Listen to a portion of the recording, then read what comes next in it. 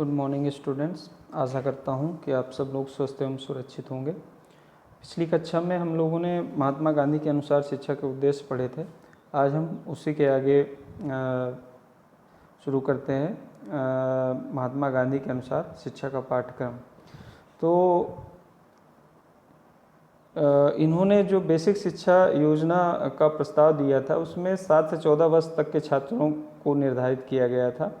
मतलब अगर आप ये देखो तो इनकी जो विचारधारा है ये मतलब प्राथमिक शिक्षा तक ही है। उच्च शिक्षा का इसमें कोई प्रावधान नहीं है, केवल 7 से 14 वर्ष तक के बच्चों के लिए है। सॉरी, ये यहाँ पर गलत है, 7 से 14 वर्ष है। इसमें 5वीं तक सह शिक्षा लागू करने की बात कही है। इसके उपरांत यद्यपि बालक और बालिकाओं के लिए समान पाठ्यक्रम है, फिर भी बालिकाओं के लिए सामान्य विज्ञान के स्थान पर गृह विज्ञान की शिक्षा की व्यवस्था इन्होंने करने की कही है।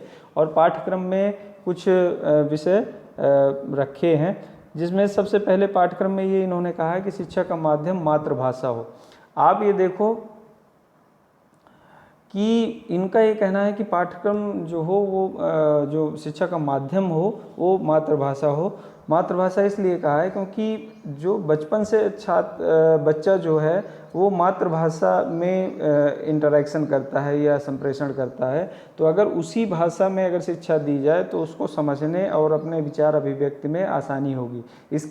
और इसके विपरीत अगर हम किसी दूसरी भाषा जैसे अंग्रेजी भाषा या किसी अन्य भाषा में अगर बच्चे को शिक्षा प्रदान करते हैं तो उसकी बहुत सारी एनर्जी केवल दूसरी भाषा को सीखने में लग जाएगी, और जितना फिर भी वो प्रवीण मातृभाषा में हो सकता है उतना वो अन्य किसी भाषा में नहीं हो सकता। इसलिए इन्होंने ये कहा कि बालक के मस्तिष्क में अनावश्यक बोझ डालने की आवश्यकता नहीं है, बल्कि उसे मातृभाषा के माध्यम से शिक्षा प्रदान की जाए। फिर इसके बाद है संपूर्ण शिक्षा किसी शिल्प या उद्योग पर आधारित हो। इन्होंने ये माना है कि पुस्तकीय ज्ञान देने का कोई फ़ायदा नहीं है। वैसे भी अगर देखा जाए तो उस समय जो हमारा जो देश था वो गुलाम था और जन सामान्य की शिक्षा की कोई व्यवस्था नहीं थी। तो इन्होंने ये सुझाव दिया कि मतलब विद्यालयों का निर्माण जो किया जाए उसमें चूँकि विद्यालयों के लिए धन कहाँ से आएगा, तो इसलिए इन्होंने ये योजना बनाई थी कि हम बच्चों को किसी शिल्प का प्रशिक्षण देंगे।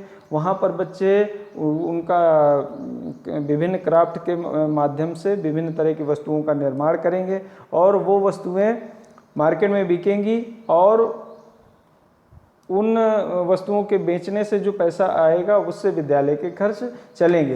तो पहला तो एक बात ये कि मतलब शिक्षा आत्मनिर्भर होगी।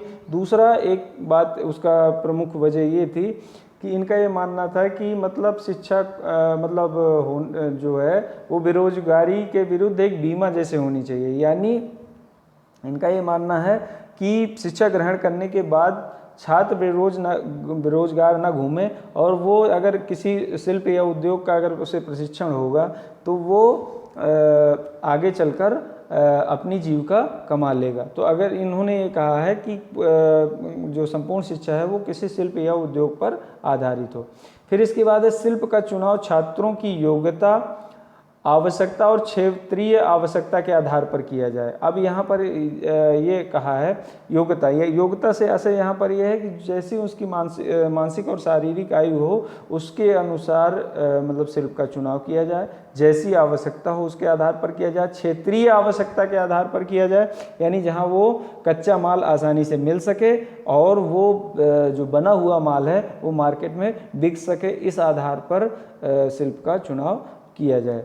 और शिल्प की शिक्षा ऐसी दी जाए कि वे भविष्य में जीविकोपार्जन कर पाए। वही बात आ गई कि मतलब जीविकोपार्जन की भी समस्या छात्रों के सम्मुख ना रहे।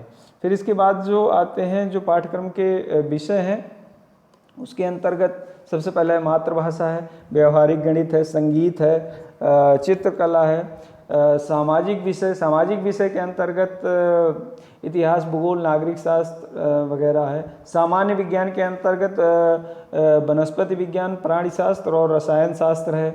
हस्तकला और उद्योग के अंतर्गत कताई, बुनाई, कृषि, बागवानी, चमड़े का कार्य, काष्ठ कला, भौगोलिक एवं स्थानीय परिस्थितियों के अनुसार कोई अन्य हस्तकला।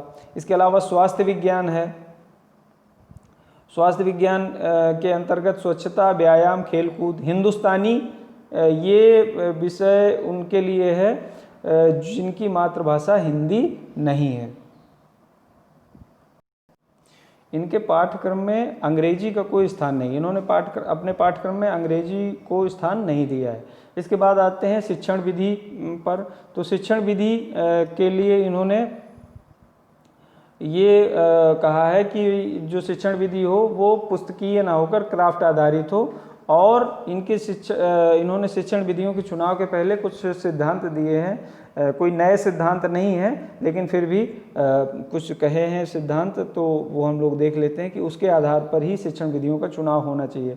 सबसे पहला है करके या अनुभव द्वारा सीखने का सिद्धांत, यानी शिक्षण विधियां ऐसी हों जिसमें ज़्यादा से ज़्यादा करके और अनुभव द्वारा सीखने के अवसर प्राप्त हों, यानी learning by doing, learning by experience पर आधारित हों। इसके बाद है लिखने से पहले पढ़ना सिखाया जाए। लिखने से पहले पढ़ना सिखाया जाए, ये किस लिए?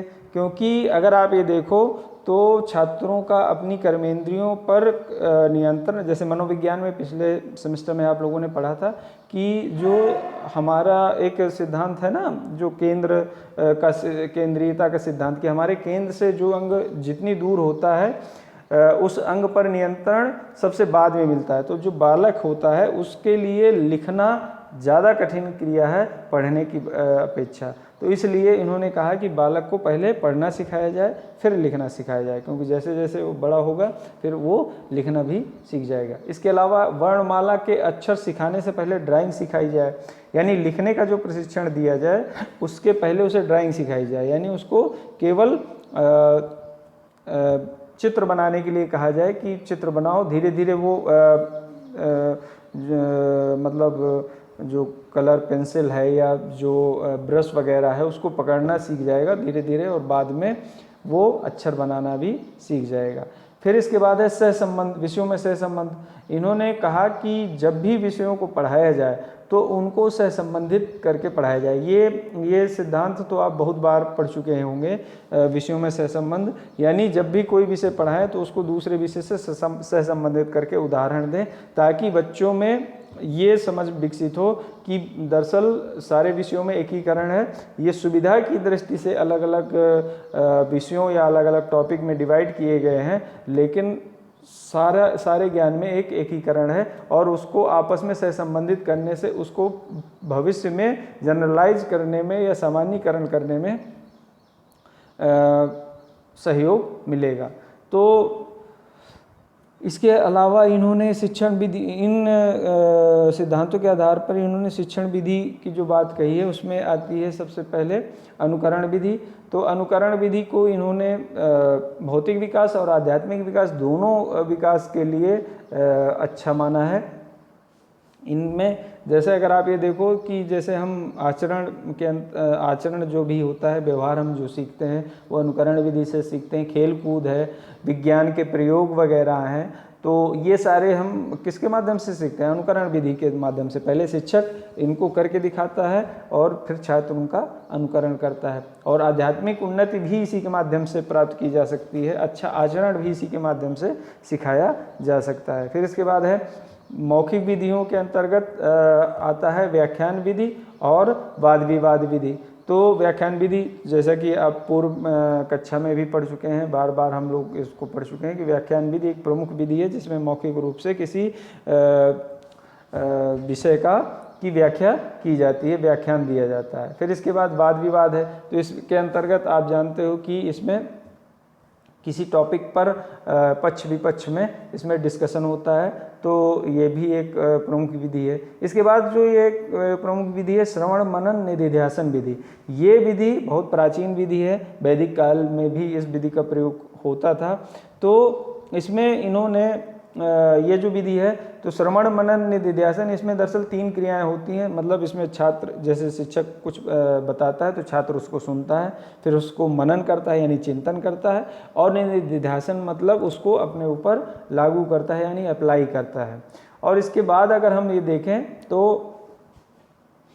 थोड़ा सा अगर हम ये देखें तो इसका जो टाइम टेबल है, तो टाइम टेबल में 5.5 घंटे के समय में से 3 घंटे 20 मिनट जो टाइम है वो केवल क्राफ्ट के लिए है, और 2 घंटे 10 मिनट का जो समय बचता है वो बाकी अन्य विषयों के लिए है। तो यहाँ पर यही एक इनकी, अब जब हम इनकी समीक्षा करेंगे तो यही इसका नकारात्मक पक्ष भी हो जाएगा, क्योंकि इन्होंने सारा फोकस बेसिक क्राफ्ट पर दिया है और इतने सारे विषयों को पढ़ाने के लिए केवल 2 घंटे 10 मिनट का समय दिया है।